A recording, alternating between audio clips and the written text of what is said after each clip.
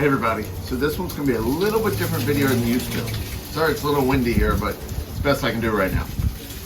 So we spent the weekend, as you can tell, out playing a little. Now I took the Jeep out, but we also rented an Aliner Ranger 12 A-frame camper to see how that was. Went out to Western Maryland, went to Wolfden State Park, got some trails in, got to check out this trailer. So you'll see I'm going to give you a little bit about the Jeep stuff and a little bit about the camper, how it goes up, how it goes down, what the inside looks like, all of that. That combined with a look like, how's the mileage on this thing? How did it impact? Now I've got my 4xe here, so I know I'm at about 16 to 17 miles a gallon normally. How was that impacted when I was towing the Aliner camper? So let's dig into it and we'll find out from here. So let's start by setting up the camper. It's pretty easy. Flip one latch on the passenger side, one latch on the driver's side, and you'll notice as we do this, it actually starts to open itself.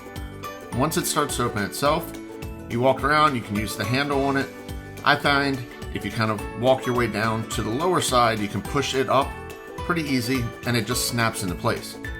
Once it's in place, you open the bottom half of the door, flip open the top half, step inside. Now just hold the door and right at the top. You want to keep the door just inside the frame. Set it up and now you just latch the two latches on the inside. Now we'll walk through what that'll look like when I shut it down as well. But right now I'm inside just putting the other side up, making those two latches connect. Once I've done that, it's really easy to have everything nice and secure. And then I step outside, connect the two parts of the door, and in 67 seconds, even taking the step out, you're all set up and ready to go.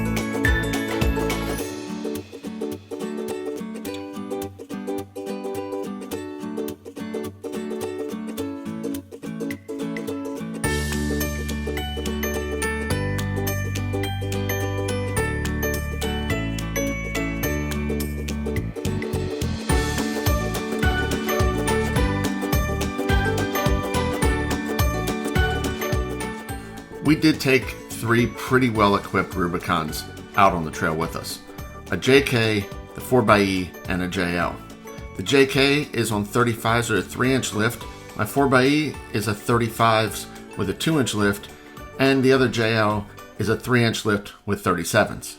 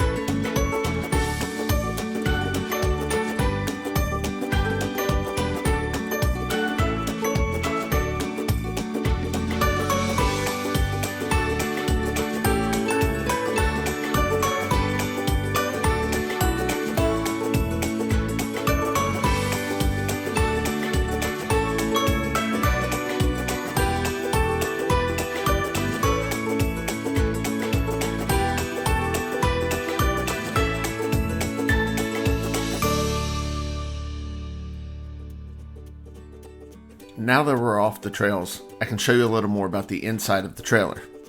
We spent a couple days in it and we found that the folding table was great during the day, but that folds to a bed. Kitchen area, we only used the fridge a little bit, didn't use the burner because I had my Blackstone. That's also the furnace, that's off of propane, but does need electric, so make sure you have a battery. Queen size bed that folds to a couch, a fan above, and a sink that we didn't use, we weren't worried about the water. Pretty simple, pretty basic, but everything we needed. Even has AC if we needed it. Didn't need it this time. Now, I know I told you I would talk about gas mileage. I normally get 16, 17 to a gallon. 13.6 is what I averaged on this trip. Not great, but not horrible either. So let's see how you close the Aliner now. John's going to walk through. First, you undo the latch on the one side by the door. Then, the two latches on the opposite side, and you start to fold it down. You notice how quickly this is happening. The rubber stopper just sits on the countertop. Then you disconnect the door and unhook the last of the 4 latches. Just push it up and the wall starts to fold in nice and gently. It really doesn't weigh very much at all. The easiest way is to hold the door and sit it down over top of you, and then it just sits down onto the other side. Then you're going to close the top half of the door and push up on the upper side of the top.